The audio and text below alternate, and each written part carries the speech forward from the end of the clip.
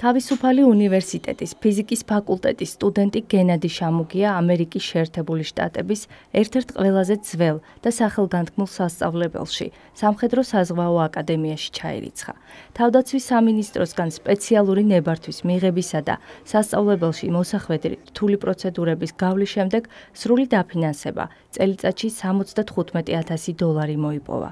ის თვითმფრინავებისა და კოსმოსური ხომალდების ინჟინერიას მერილენდის შტატის ქალაქ ანაპოლისში მომდევნო 4 წლის განმავლობაში დაეუფლება.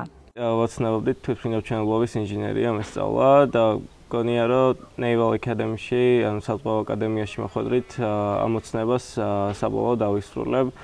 შევიძენ ყველა იმ უნარჩვევას, რომელიც მესაჭიროება ამ პროფესიის დასაუფლებლად. იმედია, ოდესმე მივახცევ წარმატებას ამ სფეროში. შტატების სამხედრო-საზღვაო აკადემია 1845 წელს ისტორიკოსმა და დიპლომატმა ჯორჯ ბანკროფტმა დააფუძნა. სხვადასხვა წლებში აქ ნობელის პრემიის ლაურეატები, ცნობილი ფიზიკოსები, NASA-ს ასტრონომები, ამერიკის 39 პრეზიდენტი ჯიმი კარტერი, სენატორი ჯონ მაკკეინი და სხვა უმაღლესი სამხედრო და პოლიტიკური პირები სწავლობდნენ. მალე მათ რიგებს ზუგდიდელი გენადი შამუგიაც შეუერთდება, რომელიც მიღებულ ცოდნას საკუთარი სამშობლოს განვითარებას მოახმარს.